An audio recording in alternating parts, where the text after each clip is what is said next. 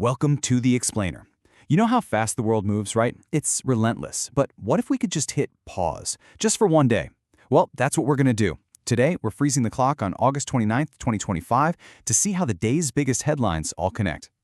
So here's how we're going to break it down. First, we'll look at the big picture, the high-level moves on the global chessboard. Then, we're going to zoom right in on the human cost of all that strategy. And finally, we'll pull back out to see how the shockwaves are creating drama in politics and markets all over the world. All right, the date is set. Let's jump in and see what the world was up to.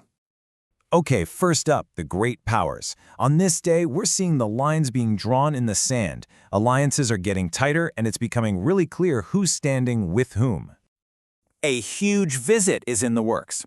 Russian President Vladimir Putin is getting ready to head to China. And this isn't just a quick meeting. It's a packed 4-day trip. He'll be the main guest at a massive military parade. And hey, North Korea's leader Kim Jong-un is expected to be there too. That's a lot of power in one place. And look, this isn't just about shaking hands and photo ops. There are some serious goals here. They're looking to sign major energy deals to boost their economies and, just as importantly, to send a message by meeting with leaders from India, Iran, and Turkey. This is all about showing a strong, united, non-Western front. So, as Russia and China are getting closer, another international deal is hitting a major snag. And it all comes down to this thing called the snapback mechanism. Think of it like an emergency brake built into a diplomatic agreement. If one side messes up, the other can pull the lever and boom, old sanctions snap right back into place. And bam! Just like that, you can see those geopolitical fault lines in real time. The big European powers, the UK, France, and Germany, just yanked that emergency brake on Iran. And on the other side, you've got Russia and China, immediately slamming the decision, calling it totally counterproductive. This is the diplomatic battleground, clear as day.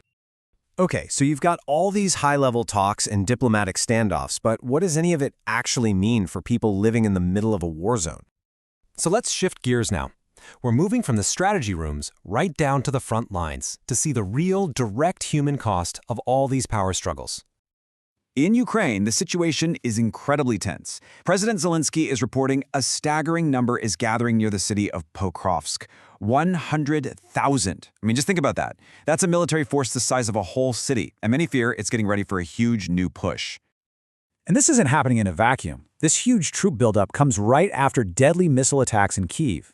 So what's the response?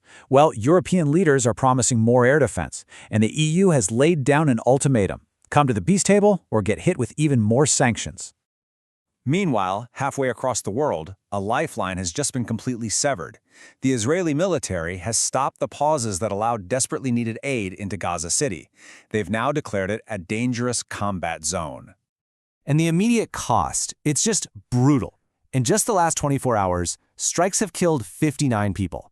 That's more than 2 lives lost every single hour.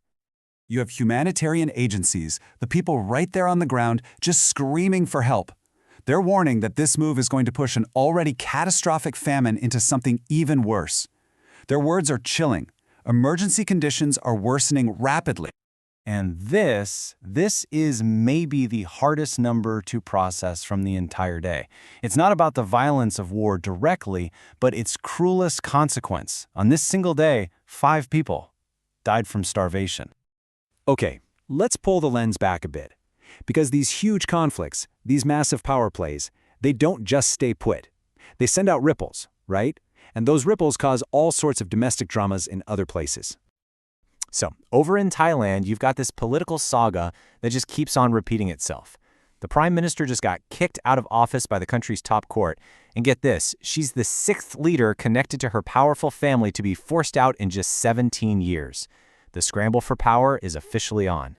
Now, while some countries are dealing with political chaos, the world of money is telling a very different story. Check this out.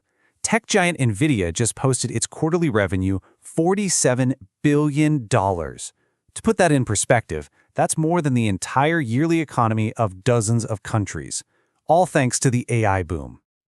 But even with a number that big, there's a bit of nervousness in the air. Investors are asking, how long can this AI party last? Especially with all the uncertainty around China. And then you've got Japan, where the stock market is having this super stealthy boom. So quiet, in fact, that analysts are literally calling it a ninja rally. You can't make this stuff up. All right, so for our last story, let's zoom out from the immediate crises and market swings and look at a quieter headline, one about a long-term investment in the future.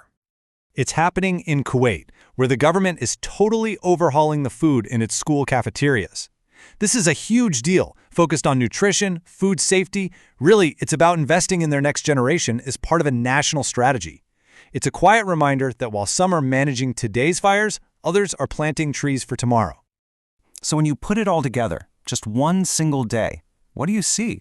Military parades, deepening famines, political shakeups, ninja rallies.